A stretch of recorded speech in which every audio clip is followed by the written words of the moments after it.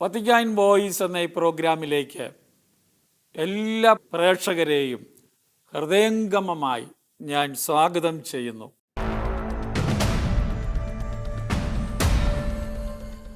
പരിശുദ്ധ പിതാവ് ലയോ മാർപ്പാപ്പയുടെ പ്രബോധനങ്ങൾ മലയാളിക്ക് പരിചയപ്പെടുത്തുകയാണ് മുഖ്യമായും ഈ പ്രോഗ്രാമിലൂടെ ചെയ്തുകൊണ്ടിരിക്കുന്നത്. മാർപ്പാപ്പ എല്ലാ ആഴ്ചയിലും നിരവധി പ്രസംഗങ്ങൾ നമ്മുടെ മുമ്പിൽ അവതരിപ്പിക്കുന്നുണ്ട്. പ്രത്യേകമായും ഞായറാഴ്ചകളിലെ ലിറ്റർജിപരമായ പ്രബോധനങ്ങൾ, മറ്റാളുകളുമായുള്ള വലിയ സമ്മേളനങ്ങൾ നടത്തുമ്പോൾ അവരെ അഭിസംബോധന ചെയ്യുക എന്നിങ്ങനെ ധാരാളം. അതിലുപരിയായി എല്ലാ ബുധനാഴ്ചകളിലും പ്രത്യേകമായി ജനറൽ ഓഡിയൻസിൽ ഒരു വിഷയത്തെക്കുറിച്ച് ഗൗരവപൂർവം ലോകത്തെ പഠിപ്പിക്കുന്ന ആ പ്രബോധനങ്ങൾ, അങ്ങനെ നിരവധി പ്രസംഗങ്ങൾ നമുക്ക് ലഭിക്കും. അവയിൽ നിന്ന് തിരഞ്ഞെടുക്കപ്പെടുന്നവയാണ് ഞാനിവിടെ നിങ്ങളുടെ മുമ്പിൽ അവതരിപ്പിക്കുന്നത്. പരിശുദ്ധ പിതാവ് 1.5 ആഴ്ച മുമ്പാണ് ഞാനിത് റെക്കോർഡ് ചെയ്യുമ്പോൾ തൻ്റെ ആദ്യത്തെ ചാക്രിക ലേഖനം എഴുതുന്നത്. മാർപ്പാപ്പ സ്വന്തം തീരുമാനത്താൽ എഴുതുന്ന രേഖയാണ്. ലോകത്തെയും വിശ്വാസികളെയും തിരുസഭയിലെ അംഗങ്ങളെയും പ്രബോധിപ്പിക്കാൻ വേണ്ടി എഴുതുന്ന രേഖകളാണ് ചാക്രിക ലേഖനങ്ങൾ. അത് വളരെ പ്രസിദ്ധമാണ്. അപ്പസ്തോലിക ലേഖനങ്ങളുണ്ട്, അതും സ്വന്തം ഇഷ്ടത്താൽ എഴുതുന്നവയുണ്ട്. അതിലുപരി വലിയ സിനഡുകളൊക്കെ സമ്മേളനങ്ങൾ കഴിഞ്ഞ് അതിൻ്റെ വിചിന്തനങ്ങളുടെ ഫലമായി അവർ നൽകുന്ന റെക്കമെൻഡേഷൻസ് സ്വീകരിച്ചുകൊണ്ട് ലോകത്തെ പ്രബോധിപ്പിക്കുന്ന രീതിയുമുണ്ട്. ഇതെല്ലാം മാർപ്പാപ്പമാർ ചെയ്തുകൊണ്ടിരിക്കുന്നതാണ്. ചാക്രിക ലേഖനങ്ങളാണ് ഒരു കണക്കിൽ പറഞ്ഞാൽ വളരെ പ്രധാനപ്പെട്ടത്. മാർപ്പാപ്പ സ്വന്തം ഇഷ്ടത്താൽ ഇന്ന് ലോകം മനസ്സിലാക്കണം എന്ന ചിന്തയോടെ അവതരിപ്പിക്കുന്നത്. അങ്ങനെയുള്ള ചാക്രിക ലേഖനങ്ങൾ അതിലാദ്യത്തേതാണ് പരിശുദ്ധ പിതാവ് വളരെ അടുത്ത കാലത്ത് പ്രസിദ്ധീകരിച്ച മാഗ്നിഫിക്ക ഹ്യൂമാനിത്താസ് എന്ന പേരിലുള്ള ആ ചാക്രിക ലേഖനം. ലത്തീനാണത്. മലയാളത്തിൽ അത് പറഞ്ഞാൽ മഹത്തായ മനുഷ്യകുലം എന്നാണ് അതിൻ്റെ അർത്ഥം. പ്രത്യേകിച്ച് നിർമ്മിത ബുദ്ധിയുടെ കാലഘട്ടത്തിലാണ് നാം ഇന്ന് ജീവിക്കുന്നത് എന്ന് നമുക്ക് അറിയാം.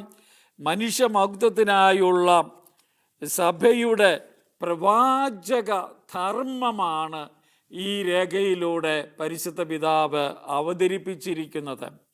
ഒരു പ്രത്യേക പ്രാധാന്യം മാർപ്പാപ്പ ഇതാദ്യം എഴുതിയതിനുണ്ട്. താൻ മാർപ്പാപ്പയായി തിരഞ്ഞെടുക്കപ്പെട്ട അവസരത്തിൽ ഒരു പേര് സ്വീകരിക്കണമെന്ന്, അങ്ങനെയാണ് അതിൻ്റെ കർമ്മം, അതിൻ്റെ രീതി, ആവശ്യപ്പെട്ടു. അങ്ങനെ ആവശ്യപ്പെടുമ്പോൾ ഏത് പേരാണ് സ്വീകരിക്കുന്നത്? അദ്ദേഹം അല്പം ആലോചിച്ചതിന് ശേഷം പറഞ്ഞ പേര് ലയോ എന്നാണ്. തനിക്ക് മുമ്പ് 13 ലയോമാർ, ലയോ എന്ന വാക്കിൻ്റെ അർത്ഥം സിംഹമാണ്, വലിയ 13 പേരുണ്ടായിരുന്നു. 13ാമത്തെ ആള് ആയിട്ട് വളരെ പ്രസിദ്ധനാണ് ലയോ 13ാമൻ. അദ്ദേഹത്തിൻ്റെ പേര് ഓർത്തുകൊണ്ട് മാർപ്പാപ്പ തൻ്റെ പേരും ലയോ എന്ന് സ്വീകരിക്കുകയും അങ്ങനെ ലയോ 14ാമനായി മാറുകയും ചെയ്തു.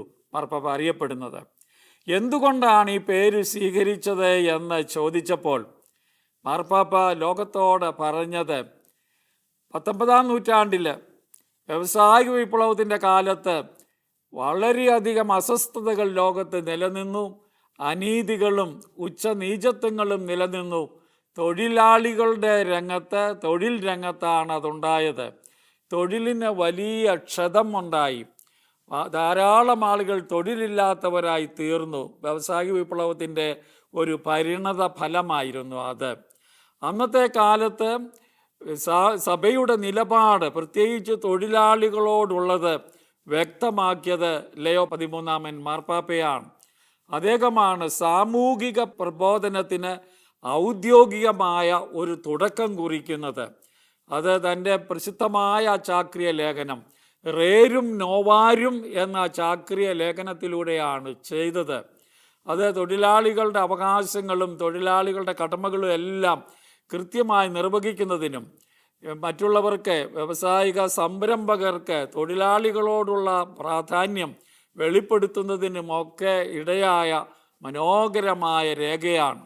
ആ രേഖയ്ക്ക് ശേഷം നമ്മുടെ മാർപ്പാപ്പമാർ തുടരെ ആനുകാലികമായി അതിനെ നവീകരിച്ചുകൊണ്ട് സഭയുടെ സാമൂഹിക പ്രബോധനങ്ങൾ നടത്തിയിട്ടുണ്ട്.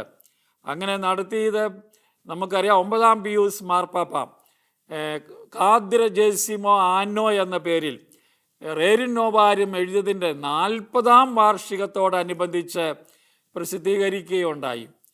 അത് നമ്മൾ ഓർക്കണം. അത് വീണ്ടും ഒരു വിപുലീകരണമാണ്, നവീകരണമാണ്. 40 കൊല്ലത്തിന് ശേഷം ലോകത്തിൻ്റെ ചുറ്റുപാടുകൾ പഠിച്ചുകൊണ്ട് എഴുതിയ രേഖയാണത്.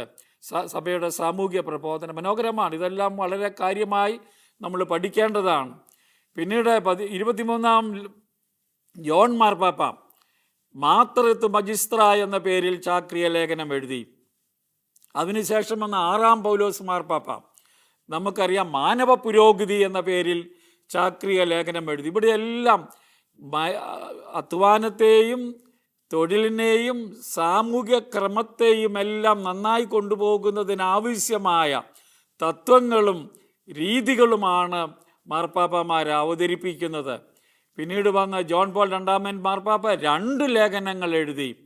അതും പ്രധാനമാണ്. 100-ാം റേരും നോവാരുമിൻ്റെ 13-ാം ലയോൺ മാർപ്പാപ്പ എഴുതിയ ആ രേഖയുടെ 100-ാം വാർഷികം എന്ന പേരിൽ ചെന്തേസിമൂസ് ആന്നൂസ് എന്ന പേരിലും ചാക്രിക ലേഖനം എഴുതിയിട്ടുണ്ട്. നമുക്കറിയാം സാമൂഹ്യ ക്രമത്തെക്കുറിച്ച് മനോഹരമായ രേഖകൾ അദ്ദേഹം എഴുതി. ശേഷം വന്ന ബെനഡിക്റ്റ് 16-ാമൻ മാർപ്പാപ്പയാണെങ്കിൽ നമുക്കറിയാം വീണ്ടും സാമൂഹ്യ പ്രബോധനത്തെ പറ്റി എഴുതിയിട്ടുണ്ട്. സത്യത്തിൽ സ്നേഹമെന്ന ചാക്രിക ലേഖനത്തിലൂടെ സാമൂഹ്യ രീതികളെക്കുറിച്ചാണ് നമ്മോട് പറയുന്നത്. അങ്ങനെ രേഖകൾ എഴുതി അതിൻ്റെ ചുവട് പിടിച്ചുകൊണ്ടാണ് ലയോ മാർപ്പാപ്പ 14-ാമൻ മാർപ്പാപ്പ ഈ രേഖ ഇപ്പോൾ പ്രസിദ്ധീകരിച്ചിരിക്കുന്നത്. ലോകം മുഴുവനും അത് ശ്രദ്ധയോടെയാണ് കണ്ടത്. അതിനെ വലിയ പോസിറ്റീവായ ഭാവാത്മകമായ ഒരു പ്രതികരണമാണ് ലോകം നൽകിയിട്ടുള്ളത്. നമ്മുടെ നാട്ടിൽ ഞാൻ ഓർക്കുന്ന അത്ഭുതത്തോടെ മാതൃഭൂമി പത്രം അത് എഴുതിയതിൻ്റെ, അത് പ്രസിദ്ധീകരിച്ചതിൻ്റെ 2-ാം ദിവസം അതേപ്പറ്റി പറഞ്ഞു. മാർപ്പാപ്പ എഴുതിയിരിക്കുന്നത് ക്രിസ്ത്യാനികളോട് മാത്രമല്ല, വിശ്വാസികളോട് മാത്രമല്ല, സന്മനസ്സുള്ള എല്ലാവരോടുമാണ്. ഈ കാലഘട്ടത്തിൽ പ്രത്യേകിച്ച് ആർട്ടിഫിഷ്യൽ ഇൻ്റലിജൻസിൻ്റെ, നിർമ്മിത ബുദ്ധിയുടെ ഈ കാലഘട്ടത്തിൽ മനുഷ്യൻ അനുഭവിക്കുന്ന പ്രശ്നങ്ങൾ, ലോകം നേരിടുന്ന പ്രശ്നങ്ങൾ, അതിൻ്റെ കോട്ടവും നേട്ടവും നമുക്കറിയാം. വളരെ വ്യക്തമായി അവതരിപ്പിച്ചിട്ടുള്ള രേഖയാണ്. അത് ചെവി കൊടുക്കണമെന്നാണ് മാതൃഭൂമി പത്രം പോലും നമ്മുടെ നാട്ടിൽ പറഞ്ഞത്. യൂറോപ്പിലുള്ള പത്രങ്ങളെല്ലാം അത് കൂടുതലായി അതേപ്പറ്റി സംസാരിച്ചിട്ടുണ്ട്. നമ്മൾ അത് ഓർക്കണം. അതുകൊണ്ടാണ് ഈ രേഖ എന്താണ് പറഞ്ഞിരിക്കുന്നത്, അതിൻ്റെ ഉള്ളടക്കം വളരെ ഹ്രസ്വമായി ഒരുപക്ഷെ 2 എപ്പിസോഡുകളായി ഞാൻ നിങ്ങളുടെ മുമ്പിൽ അവതരിപ്പിക്കാനാണ് ശ്രമിക്കുന്നത്. ആമുഖമായി പറയുമ്പോൾ നമുക്കറിയാം ഇന്ന് ആർട്ടിഫിഷ്യൽ ഇൻ്റലിജൻസിൻ്റെ കാലഘട്ടമാണ്. അത് മനുഷ്യ അന്തസ്സിനും മഹത്വത്തിനും കോട്ടം വരുത്തുന്നു. മനുഷ്യനേക്കാൾ വലുതായി യന്ത്രത്തെ, മനുഷ്യൻ തന്നെ നിർമ്മിക്കുന്ന യന്ത്രത്തെ കാണുകയാണ്. കൃത്രിമ ബുദ്ധി, നിർമ്മിത ബുദ്ധി, കൃത്രിമ ബുദ്ധി എന്നൊക്കെ അതിനെപ്പറ്റി പറയാം. മനുഷ്യനേക്കാൾ വലുതാണിത് എന്ന രീതിയിൽ കാണുന്നു. അവിടെ ഒട്ടനവധി പ്രശ്നമുണ്ടാകുന്ന തൊഴിൽ അവസരങ്ങൾ നഷ്ടപ്പെടുന്നു. അതിലുപരിയായി മനുഷ്യൻ്റെ അന്തസ്സിന് കോട്ടമുണ്ടാകുന്നു. അതുകൊണ്ടാണ് മനുഷ്യകുലം, മനുഷ്യനാണ് മഹത്വമായിട്ട് നിൽക്കേണ്ടത് എന്ന സന്ദേശമാണ് പരിശുദ്ധ പിതാവ് ഈ രേഖയിലൂടെ നമുക്ക് നൽകുന്നത്, പറയുന്നത്.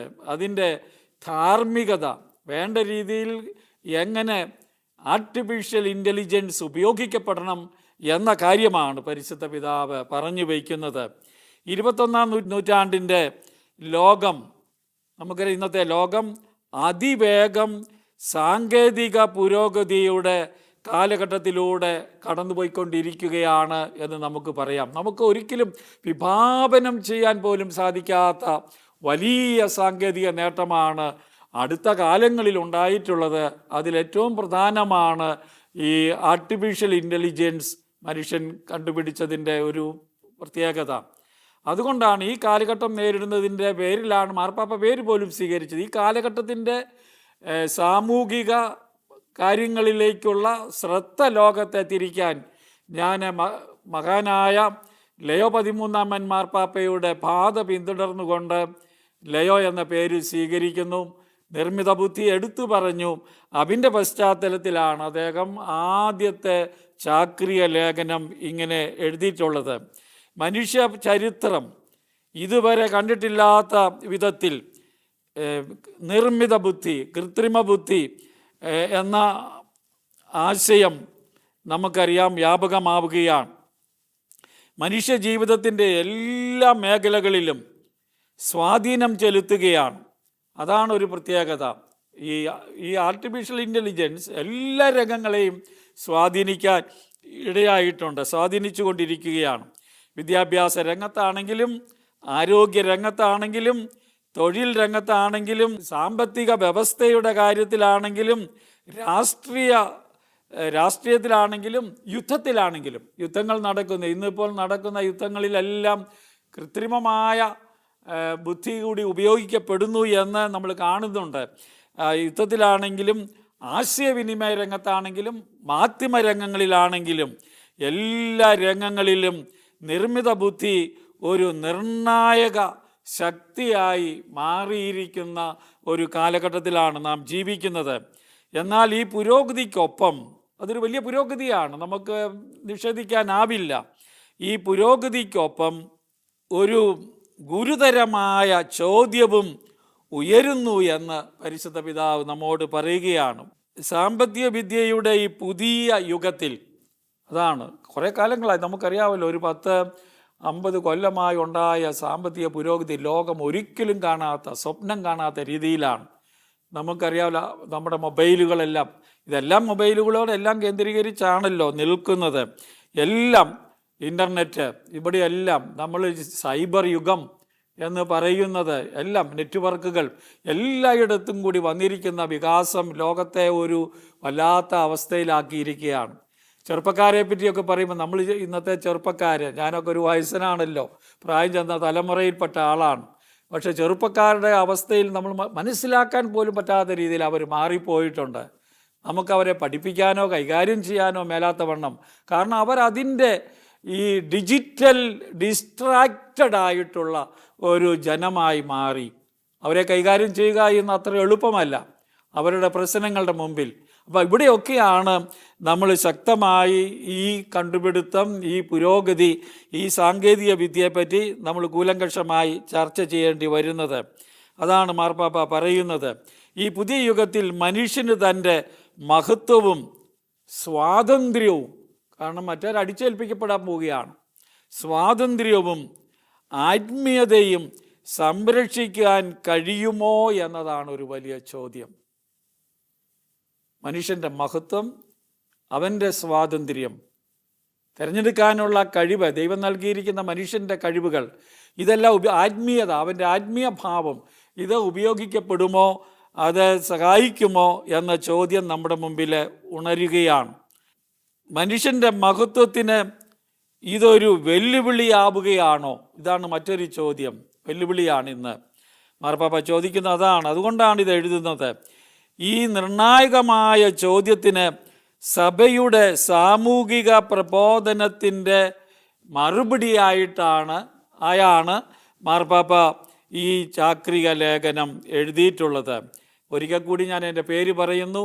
മാഗ്നിഫിക്ക ഹ്യൂമാനിറ്റാസ്, മഹത്തായ മനുഷ്യവംശം, മനുഷ്യകുലം എന്നാണ് അതിൻ്റെ അർത്ഥം. നിർമ്മിത ബുദ്ധിയുടെ കാലഘട്ടത്തിൽ മനുഷ്യൻ്റെ മഹത്വവും ദൈവികമായ വിളിയും സംരക്ഷിക്കാനുള്ള ഒരു ശക്തമായ പ്രവാചക ശബ്ദമായാണ് ഇത് അവതരിപ്പിക്കപ്പെട്ടിരിക്കുന്നത്, ഇത് നൽകിയിരിക്കുന്നത്. മാർപ്പാപ്പ നമുക്ക് നൽകിയിരിക്കുന്ന ആ ഒരു പശ്ചാത്തലത്തിലാണ്. അത് നമ്മൾ ഓർക്കണം. ഒരു കണക്കിൽ ഒരു പ്രവാചക ശബ്ദമാണ് എന്നിത് പറയാം. ലോകം അത് ശ്രദ്ധിക്കണം. എന്താണ്? സത്യത്തിൻ്റെ ഒരു വഴിയാണല്ലോ പ്രവാചകന്മാർ നൽകുന്നത്. മനുഷ്യൻ പോകേണ്ട വഴി ചൂണ്ടിക്കാണിക്കുകയാണ്. മനുഷ്യന് തെറ്റുപറ്റും. മനുഷ്യൻ ഭയങ്കര ദൈവിക എനർജിയിൽ ദൈവത്തിൻ്റെ സൃഷ്ടികർമ്മത്തിൽ പങ്കെടുത്ത് മുന്നോട്ട് പോകാൻ വിളിക്കപ്പെട്ടവനാണ്. അത് സൃഷ്ടാവിന് വിധേയമായും അതുപോലെ തന്നെ അവൻ്റെ മനുഷ്യ മഹത്വത്തിന് ചേർന്ന രീതിയിലും അത് കൊണ്ടുപോകുമ്പോഴാണ് അതെല്ലാവർക്കും അനുഗ്രഹമായി വരുന്നത് എന്ന് മാർപ്പാപ്പ പറയുകയാണ്. അതാണ് പറയാൻ ഉദ്ദേശിക്കുന്ന കാര്യം. വേറൊരു കാര്യം കൂടി നമുക്ക് ഓർക്കാം. മാർപ്പാപ്പയുടെ രേഖ ഇന്നത്തെ സാമൂഹിക, സാംസ്കാരിക, രാഷ്ട്രീയ, ആത്മീയ പ്രതിസന്ധികൾക്കുള്ള ഒരു ദൈവശാസ്ത്രപരമായ, ദൈവികമായ ഒരു പ്രതികരണമായും നമുക്ക് കാണാവുന്നതാണ്. അത് കാണണം. അങ്ങനെയാണ് ഈ രേഖയ്ക്ക് പ്രാധാന്യം നമുക്ക് ലഭിക്കുന്നത്. പരിശുദ്ധ പിതാവ് ലെയോ 14 മാർപ്പാപ്പയായപ്പോൾ താൻ സ്വീകരിച്ച പേരിൻ്റെ അർത്ഥം ഞാൻ നിങ്ങളോട് വ്യക്തമാക്കിയുണ്ടായി. അത് അദ്ദേഹത്തിൻ്റെ മനസ്സിൽ അന്ന് തന്നെ ഉണ്ട്, നിർമ്മിത ബുദ്ധി വരുത്തി വയ്ക്കുന്ന വിനകളെക്കുറിച്ച്. അതുകൊണ്ടാണ് ഈ രേഖ അദ്ദേഹം വളരെ പെട്ടെന്ന് തന്നെ, ഒരു കൊല്ലത്തിനകം, മാർപ്പാപ്പയായതിന് ഒരു കൊല്ലത്തിനകം തന്നെ ഈ ചാക്രിയ ലേഖനം പ്രസിദ്ധീകരിച്ചിരിക്കുന്നത്. മനുഷ്യൻ്റെ മഹിമ അതുതന്നെയാണ്. മാർപ്പാപ്പ എപ്പോഴും സഭ എപ്പോഴും എടുത്തു പറയുന്ന ഒരു കാര്യമാണ് മനുഷ്യൻ്റെ മഹത്വം. എല്ലാ മനുഷ്യരുടെയും മഹത്വം ആദരിക്കുന്ന രീതിയിലാണ് കാര്യങ്ങളെല്ലാം പോകേണ്ടത്. ശാസ്ത്രീയമായ കണ്ടുപിടുത്തങ്ങൾ, സാങ്കേതിക വിദ്യയുടെ ഉപയോഗം എല്ലാം പോകേണ്ടത് ആ അർത്ഥത്തിലാണ് എന്ന് നമുക്കറിയാമല്ലോ. മനുഷ്യൻ്റെ യഥാർത്ഥ മഹത്വം അവൻ്റെ സാങ്കേതിക കഴിവുകളിൽ അല്ല എന്ന് മാർപ്പാപ്പ പറയുകയാണ്. യഥാർത്ഥ മഹത്വം അടങ്ങിയിരിക്കുന്നത് അവൻ്റെ സാങ്കേതിക കഴിവുകളിലല്ല. ലോകം ചിലപ്പോൾ അങ്ങനെ തെറ്റിദ്ധരിക്കാം, ആ തരത്തിൽ പോകുന്നതിനും ഇടയുണ്ട്. മറിച്ച് ദൈവത്തിൻ്റെ സാദൃശ്യത്തിൽ സൃഷ്ടിക്കപ്പെട്ട അവൻ്റെ ആത്മീയ വ്യക്തിത്വത്തിലാണെന്ന് മാർപ്പാപ്പ ഈ രേഖയിൽ ഊന്നി പറയുന്നു. ദൈവത്തിൻ്റെ ഛായയിൽ സൃഷ്ടിക്കപ്പെട്ടിരിക്കുന്ന ആ കാര്യത്തിലാണ്, അതിലാണ്, അവൻ്റെ ആത്മീയ വ്യക്തിത്വത്തിലാണ് അത് അടങ്ങിയിരിക്കുന്നത്. അതിനെ നിഷേധിച്ചുകൊണ്ട്, ആത്മീയതയും ധാർമ്മികതയും നിഷേധിച്ചുകൊണ്ട് നമുക്ക് മനുഷ്യൻ്റെ മൂല്യത്തെ, മഹത്വത്തെ, അന്തസ്സിനെ വിലയിരുത്താനായിട്ട് സാധിക്കുകയില്ല. നിർമ്മിത ബുദ്ധി പോലുള്ള പുതിയ സാങ്കേതിക വിദ്യകൾ മനുഷ്യ ജീവിതത്തിൽ വൻ മാറ്റങ്ങൾ സൃഷ്ടിക്കുന്ന സാഹചര്യത്തിൽ മാർപ്പാപ്പ നമ്മോട് പറയുകയാണ്, മനുഷ്യനെ കേന്ദ്രത്തിൽ നിർത്തിയുള്ള ഒരു നീതി, ആത്മീയ ദർശനം കരുപ്പിടിപ്പിക്കാനാണ് ഈ ലേഖനം ശ്രദ്ധിക്കുന്നത്. നീതിയിലും ആത്മീയതയിലും ഊന്നി നിന്നുകൊണ്ട് ഈ ചാക്രിയ ലേഖനം സാങ്കേതിക പുരോഗതിയെ എതിർക്കുന്നില്ല എന്നത് വളരെ വ്യക്തമാണ് മാർപ്പാപ്പ. അത് നമ്മൾ ശ്രദ്ധിക്കണം. മറിച്ച് അതിൻ്റെ സാധ്യതകളും അപകടങ്ങളും സമതുലിതമായി വിലയിരുത്തുകയാണ് ചെയ്യുന്നത്. നമുക്ക് പുരോഗതിയെ ഒന്നും നമുക്ക് തള്ളിക്കളയാൻ പറ്റില്ല. അത് ഏത് മാനുഷിക കണ്ടുപിടുത്തത്തിലും നമുക്കറിയാം അത് നന്മയ്ക്കായി ഉപയോഗിക്കാം, തിന്മയ്ക്കായി ഉപയോഗിക്കാം. പലപ്പോഴും ആളുകളെ ആകർഷിക്കുന്നത് തിന്മയുടെ തലമാണ്. അതുകൊണ്ടാണ് ഇതിനെ തള്ളിപ്പറഞ്ഞുകൊണ്ടല്ല മാർപ്പാപ്പ പോകുന്നത്. നമ്മളെ ഓർക്കാമല്ലോ, സാമൂഹിക പ്രബോധനങ്ങൾ, നമ്മുടെ പ്രത്യേകിച്ച് സാമൂഹിക മാധ്യമങ്ങളെപ്പറ്റിയൊക്കെ പഠിപ്പിക്കുമ്പോഴും സഭ ഇത് തന്നെ പറഞ്ഞിട്ടുണ്ട്. സാമൂഹിക മാധ്യമങ്ങൾ ദൈവത്തിൻ്റെ വലിയൊരു അനുഗ്രഹമാണ്, ഒരു ദാനമാണ് മനുഷ്യന്. പക്ഷേ അവിടെ ഉണ്ടാകാവുന്ന താളം തെറ്റിപ്പോകാവുന്ന വശങ്ങൾ, കൂടുതൽ തിന്മയിലേക്ക് ഉപയോഗിക്കാവുന്ന വശങ്ങളെക്കുറിച്ച് ചിന്ത വേണം എന്നതാണ് മാർപ്പാപ്പ നമ്മോട് പറയുന്നത്. അതാണ് ഇവിടെ കൈകാര്യം ചെയ്യാനായിട്ട് ശ്രദ്ധിക്കുന്നത്.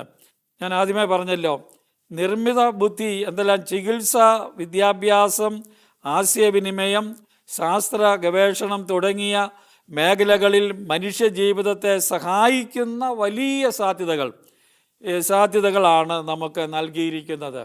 ഈ രംഗങ്ങളിലെല്ലാം രോഗികളെ ചികിത്സിക്കാനായിട്ടൊക്കെ പോകുമ്പോൾ നമുക്കറിയാം ഇന്ന് ഉപയോഗിക്കപ്പെടുന്നുണ്ട് ധാരാളമായി. അപ്പോൾ അതുകൊണ്ട് അതിന് ഒത്തിരി നന്മയുണ്ട്. ആ നന്മ ഉപയോഗിക്കപ്പെടണം. അതിൽ വരാവുന്ന അപകടത്തെ സൂചിപ്പിക്കുകയാണ്. അതാണ് മാർപ്പാപ്പ ചെയ്യുന്നത്. അത് വ്യക്തമാകണം. അല്ലെങ്കിൽ സഭ എല്ലാത്തിനെതിരാണ്, മാർപ്പാപ്പ എല്ലാത്തിനെതിരാണ് എന്ന് പറയാനായിട്ട് ഇടയാകും. അങ്ങനെ ഉണ്ടാകാൻ പാടില്ല. മാർപ്പാപ്പ എടുത്തു പറയുന്നു, മറ്റു പല രേഖകളിലും നമുക്കറിയാം, പ്രബോധനങ്ങളിലും കാണും, കാര്യക്ഷമത. അതാണ് എല്ലാവരും പ്രത്യേകിച്ച് ഇന്ന് ലോകം വിലയിരുത്തുന്നത്. ലാഭം, മറ്റുള്ളവരെ നിയന്ത്രിക്കാനുള്ള കഴിവ്, മുൻതൂക്കം കൊടുക്കുമ്പോൾ, ഇവയ്ക്ക് മാത്രം നമ്മൾ മുൻതൂക്കം കൊടുക്കുമ്പോൾ മനുഷ്യൻ്റെ മഹത്തായ സ്വാതന്ത്ര്യവും അവൻ്റെ ആത്മീയതയും അപകടത്തിലാകുന്നു എന്ന് മാർപ്പാപ്പ നമുക്ക് മുന്നറിയിപ്പ് നൽകുകയാണ് ഈ രേഖയിലൂടെ ചെയ്യുന്നത്. മനുഷ്യൻ വെറും ഡാറ്റ, പ്രത്യേകിച്ച് ഇവിടെ AI ആർട്ടിഫിഷ്യൽ ഇൻ്റലിജൻസിലേക്ക് ഉപയോഗിക്കുന്ന ഡേറ്റയായി തരം താഴ്ത്തപ്പെടുന്നു. അവന് കണക്ക് കൂട്ടലുകളുമായി മാറുന്നു. അൽഗോരിതംസ് അതിനകത്ത് പറയുക, നമുക്കറിയാമല്ലോ, അതെല്ലാം കണക്കുകൂട്ടിയാണ് ഈ AI പ്രവർത്തിക്കുന്നത്.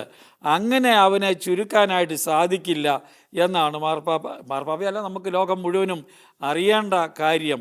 കണക്കുകൂട്ടലുകളോ അല്ല, സ്നേഹിക്കാനും സത്യം അന്വേഷിക്കാനും നീതിപൂർവം പ്രവർത്തിക്കാനും ദൈവവുമായി ബന്ധത്തിൽ ജീവിക്കാനും കഴിവുള്ള വ്യക്തിയാണ് മനുഷ്യനെന്ന് ലേഖനം അടിവരയിട്ട് പറയുകയാണ്.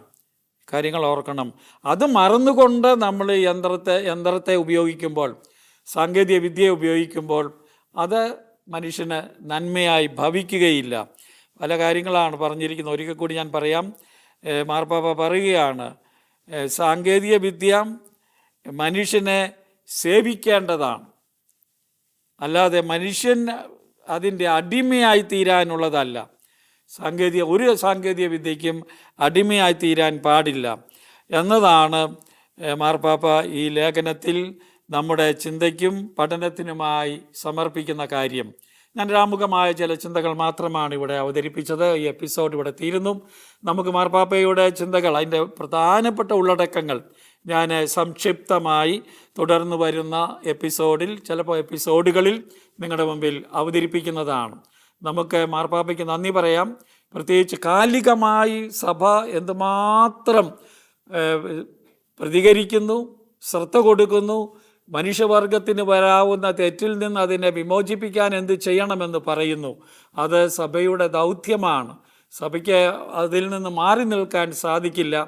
ആ ധർമ്മമാണ് പരിശുദ്ധ പിതാവ് മുൻകാല മാർപ്പാപ്പന്മാരുടെ ചുവട് പിടിച്ചുകൊണ്ട് നമുക്ക് നൽകിയിരിക്കുന്നത്. ഇതൊരു മനോഹരമായ സാമൂഹിക പ്രബോധനമാണ്.